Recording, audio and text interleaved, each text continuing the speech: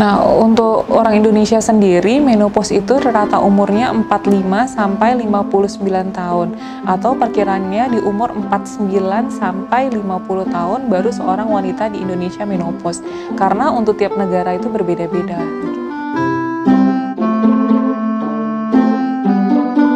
Nah, kalau perimenopause itu adalah gejala di mana menuju menopause. Apa gejalanya?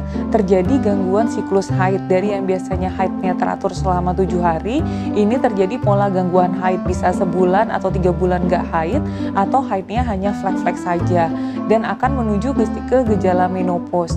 Nah, kalau perimenopause sendiri ini, itu jangka waktunya bisa dialami oleh seorang wanita sekitar 2-7 tahun, sampai akhirnya menopause, di mana haidnya betul-betul terhenti selama lebih kurang 1 tahun, baru kita katakan dia menopause.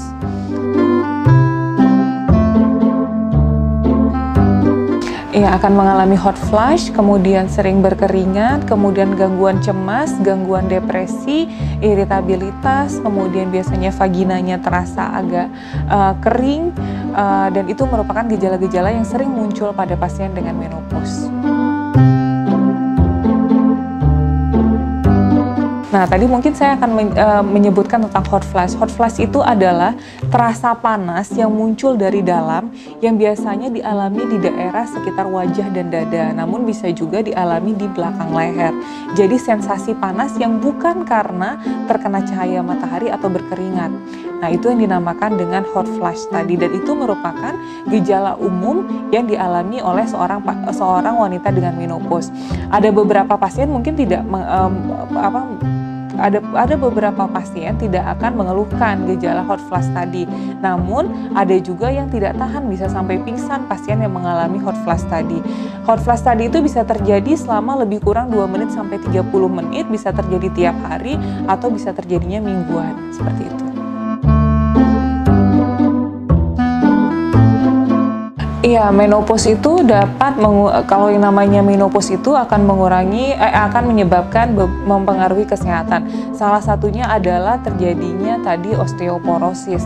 Nah, karena kenapa orang menopause itu tidak ada lagi yang namanya hormon estrogen. Estrogen itu ternyata dibutuhkan oleh tulang untuk meningkatkan penyerapan dari vitamin D dan kalsium supaya tulang kita padat. Nah, ketika hormon ini tidak ada lagi, maka tulang akan mudah mengalami osteoporosis tadi. Nah, kemudian akan menyebabkan gangguan tidur dan kelelahan, lalu akan menyebabkan vagina akan terasa kering. Kenapa? Karena tidak adanya hormon estrogen tadi, sel epitel vagina tidak dapat mengeluarkan cairan lubrikan, sehingga kadang-kadang pasien tidak akan mengeluhkan tadi vagina yang kering, atau ketika berhubungan merasa tidak nyaman. Itu termasuk merupakan masalah-masalah kesehatan yang sering dihadapi oleh pasien dengan menopause. Nah, biasanya penyakit yang berhubungan dengan menopause itu pasien yang mengalami gangguan haid, seperti namanya ada premature ovarian failure. Jadi sejak awal dia memang nggak mendapatkan haid atau haidnya jarang-jarang. Kemudian pada pasien dengan PCOS. Jadi pasien dengan gangguan haid sih lebih sering akan mengalami menopause yang lebih dini. Dan dikatakan bahwa kalau kita haidnya lebih cepat, biasanya juga menopause-nya akan menjadi lebih cepat.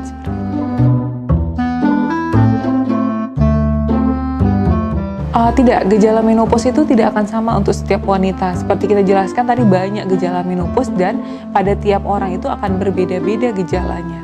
Tidak semuanya akan ditemukan pada satu penderita.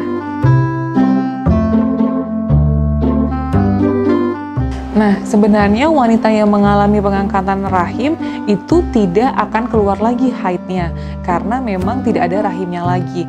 Tapi yang menentukan sebenarnya pasien menopause atau tidak adalah apakah indung telurnya diangkat atau tidak. Kalau indung telurnya diangkat, walaupun rahimnya masih ada, pasien otomatis akan mengalami menopause. Namun kalau rahimnya saja yang diangkat, pasiennya tidak akan mengalami menopause walaupun tidak ada lagi darah yang akan keluar. Pasien akan mengalami menopause sesuai dengan umurnya, seperti itu.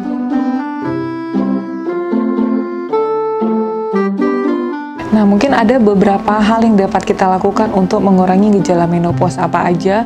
Kurangi minuman kopi, kurangi alkohol, kemudian kurangi makan makanan yang bergorengan atau makanan yang terlalu pedas atau spicy, kemudian kita diet rendah, diet protein dari sayur-sayuran, kemudian makan gandum, kemudian makan sayuran hijau, kemudian menggunakan pakaian yang tipis biar kita tidak terlalu merasakan panas, kemudian kita boleh mengkonsumsi air es, kemudian tidur yang cukup di bantal yang nyaman, kemudian kita melakukan olahraga lebih kurang 20 menit setiap harinya, kemudian mungkin untuk tadi gejala vagina kering kita bisa menggunakan lubrikasi pada saat kita ingin berhubungan, kemudian kita jika memang kita mengalami depresi atau cemas, maka kita harus segera mengobati atau datang ke dokter untuk memberikan obat untuk mengurangi kecemasan tersebut. Kemudian pastikan bahwa kita menjaga kebersihan dan jaga berat badan kita tetap stabil. Jangan lupa tadi olahraga lebih kurang 20 menit